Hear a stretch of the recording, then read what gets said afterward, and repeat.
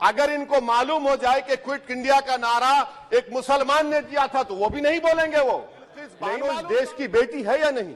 जिस बिल्किस बानो को लोगों ने 11 लोगों ने रेप किया, प्रेग्नेंट थी, उसकी मां का रेप किया, उसकी बेटी को कत्ल कर दिया, उसकी मां का कत्ल कर दिया, आपने कातिलों को रिहा कर दिया। ये आपका कुर्सी है, तुम्हारा ये जनाजा तो नहीं, कुछ कर नहीं सकते तो उतर क्यों नहीं जाते? मैं इस तहरीक अदम एतमाद की तायद में खड़ा हूं जिसको टीआरएस पार्टी और हमारी पार्टी ने दिया, जिसको स्पीकर साहब ने कबूल किया। सर, मैं 11 पॉइंट आपके सामने रखूंगा जो मैं बताने की कोशिश करूंगा कि क्यों हम इस तहरीक अदम एतमाद की तायद में और मोदी हुकूमत की मुखालिफत में खड़े हैं। सर, हालिया दिनों में हमारे मुल्क में ट्रेन में एक वर्दीपोश दहशतगर्द ने अपने सीनियर मीना साहब का कत्ल करने के बाद ट्रेन के कंपार्टमेंट में जाकर नाम पूछकर, चेहरे पर दाढ़ी देखकर, कपड़े देखकर उनको कत्ल कर दिया और उसके बाद उसने कहा कि इस देश में रहना है तो मोदी को वोट देना पड़ेगा। मैं हुकूमत से जानना चाहूंगा कि क्या ये अक्सरियती तबके की एक्सट्रीमिज्म और रेडिकलाइजेशन की बेहतरीन मिसाल नहीं है? और अगर है तो फिर हुकूमत इस पर क्या करेगी? सर, हमारे आइन में, संविधान में लिबर्टी ऑफ कॉन्शियस को लिखा गया, तमहीद में, यानी जमीर की आजादी का जिक्र किया गया है।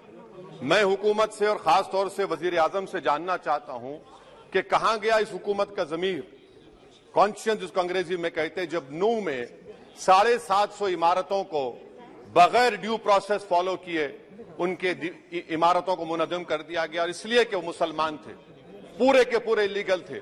इसीलिए पंजाब की हाईकोर्ट, हरियाणा की हाईकोर्ट ने कहा कि ये एथनिक क्लेंसिंग है। इसकी एक बेहतरीन मिसाल है उस हुकूमत की। तीसरी है कि इस मुल्क में एक नफरत का माहौल, बल्कि एक आतिश को पैदा कर दिया गया, मुसलमानों के खिलाफ नफरत का माहौल। ये 9 साल का इनका ये कारनामा है।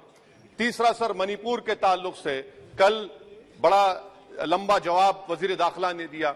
सर, आसाम राइफल के ऊपर केस बुक हो जाता है, एफआईआर हो जाता है। क्या हो रहा है वहां पर?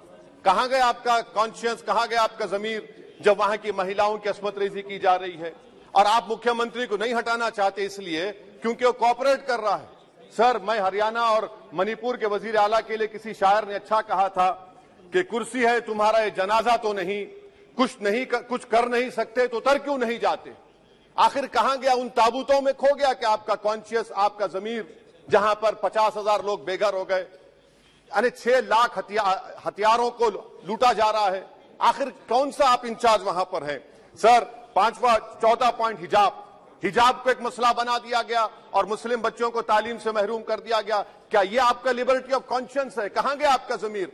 सर, अभी आपने फाइनेंस मिनिस्टर साहबा ने कहा, यहां पर डीएमके के मोहतरमा कनीमोजी ने महाभारत के द्रौपदी का जिक्र किया।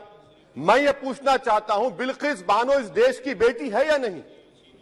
जिस बिल्किस बानो को लोगों ने 11 लोगों ने रेप किया, प्रेग्नेंट थी, उसकी मां का रेप किया, उसकी बेटी को कत्ल कर दिया, उसकी मां का कत्ल कर दिया, आपने कातिलों को रिहा कर दिया। ये आपका कॉन्शियंस है? ये आपका कॉन्शियंस है? आप तो मेजोरिटेरियन पॉलिटिक्स को फरोग दे रहे हैं। सर, चौथा, आज चाइना के ऊपर कोई नहीं बोलते हैं। प्रधानमंत्री मोदी ने उस वक्त 2013 में जब प्रधानमंत्री नहीं थे, कहा था कि समस्या बॉर्डर पर नहीं, दिल्ली में है। अगर हम अपनी जमीन पर हैं तो डिसएंगेजमेंट क्यों कर रहे हैं? क्या आज चीन हमारी जमीन पर नहीं बैठा है? क्या आज चीन से आप बातचीत कर रहे हैं? आप डिसएंगेजमेंट कर दिए। बताइए डी एस्केलेशन, डी इंडक्शन कब होगा? मैं आपके जरिए से हुकूमत को बता रहा हूं कि अगर प्रधानमंत्री ने अहमदाबाद में शी जिनपिंग को बुलाकर झूला झुलाया था, क्या हुआ? क्या नतीजा निकला उसका? चेन्नई दिखाया, क्या नतीजा निकला? सर, इसलिए चीन पर बोलिए, चीन को उखाड़ कर फेंकिए। सर, और एक पॉइंट जिस पर मैं मुखालिफ तायद में खड़ा हूं, हाई इन्फ्लेशन है इस मुल्क में, हाई अनएम्प्लॉयमेंट है, स्टैग्नेटिंग कंजम्पशन है। इसकी वजह से महिलाओं में हाई एनीमिया लीड कर रहा है। ये हुकूमत इसकी जिम्मेदार है। सर, कुलभूषण जाधव कहां है? पाकिस्तान में बैठा है, आप क्यों नहीं लेके आते? आप विश्वगुरु कहते हैं, कुलभूषण जाधव को भूल गए आप। कतर में 8 नेवी ऑफिसर 1 साल से जेल में हैं, आप नहीं ला सके उनको। सर, और एक चीज, 1991 का प्लेसेस ऑफ वर्शिप एक्ट इस ऐवान में पास किया गया था कि तारीख के जख्मों को नहीं खुरेदा जाएगा। आप खुरोद रहे हैं उनको। मैं आपको इंतबाह दे रहा हूं, वार्न कर रहा हूं, इस मुल्क को 90 के दहे में मत लेकर जाइए। 91 का एक्ट सुप्रीम कोर्ट में जवाब दीजिए कि आपकी हुकूमत 91 प्लेस ओवरशिप एक्ट की कायम है, उस पर कायम रहेगी। यूसीसी सर, इस यूसीसी का फॉर्मूला क्या है? एक मुल्क में एक मजहब, एक कल्चर, एक जबान। ये तो डिक्टेटरों का फॉर्मूला है। भारत एक गुलदस्ता है, भारत एक मोजाइक है। यहाँ पर बेशुमार जबानें, बेशुमार मज़ाहिब बोले जाते हैं और हिंदू अनडिवाइडेड फैमिली में sir I am concluding 8 crore 75 Hindu खानदानों को 3,800 करोड़ डिडक्शन मिला।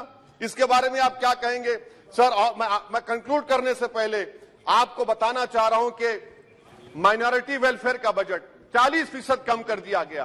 पढ़ो प्रदेश, प्री मैट्रिक स्कॉलरशिप कम कर दी गई, मौलाना आजाद फाउंडेशन खत्म कर दिया गया फेलोशिप, और इसकी वजह से 1,80,000 मुसलमान हायर एजुकेशन में गायब हो चुके हैं। सर, मैं इख्तिताम में कह रहा हूं कि पसमानदा मुसलमान से प्रधानमंत्री को बड़ी मोहब्बत है। ये कौन सी आपकी मोहब्बत है पसमानदा, जो आपका एक मुसलमान मिनिस्टर नहीं है वहां पर? इखलाक से लेकर, पीलू खान से लेकर, अफान अंसारी से लेकर लुकमान अंसारी, मॉब लिंचिंग पूरे पसमानदा मुसलमान की होती है। पावरलूम बंद है, अंसारियों के खुरेश बरादरी का कारोबार बंद किया जाता है। स्पीकर सर, मैं कंक्लूजन में अभी कल हमारे होम मिनिस्टर ने कहा था क्विट इंडिया। अगर इनको मालूम हो जाए कि क्विट इंडिया का नारा एक मुसलमान ने दिया था तो वो भी नहीं बोलेंगे। वो नहीं मालूम था उनको। उसका मैं कंक्लूड कर रहा हूं, उसका नाम यूसुफ मेहर अली था सर। यूसुफ मेहर अली ने क्विट इंडिया का नारा बनाया, जिसको महात्मा गांधी ने सारे देश में एक पैगाम किया।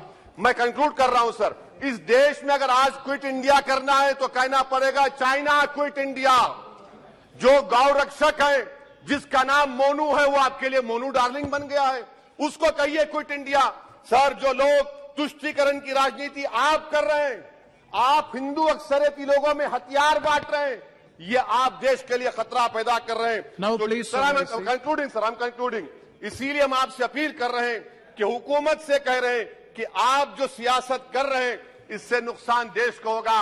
प्रधानमंत्री जब खड़े होकर जवाब देंगे, हम उनसे पूछना चाह रहे हैं, पॉइंटेड क्वेश्चन है, क्या देश बड़ा है या हिंदुत्व गोलवालकर की आइडियोलॉजी बड़ी है? मैं इस तहरीक अदम एतमाद की तायद में खड़ा हूं और हुकूमत की मुखालिफत में। सर, एक आधा मिनट सर, दो लोग, दो महाज है इस मुल्क में, एक चौकीदार है, एक दुकानदार है। एक चौकीदार है, एक दुकानदार है। जब जुल्म हम पे होता कोई मुंह नहीं खोलते। यूएपीए का कानून अमित शाह ने लाया, इन दुकानदारों ने तायद की।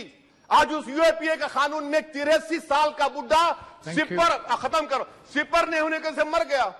आखिर कब तक दुकानदार और चौकीदार हमारी लाशों पर सियासत? सर, हम कंक्लूडिंग, कब तक सियासत करेंगे? अगर आप जुल्म के खिलाफ आवाज नहीं उठाएंगे तो आपकी दुकानदारी नहीं चलेगी, चौकीदार को बदलेंगे, तीसरा महाज करेगा। शुक्रिया सर।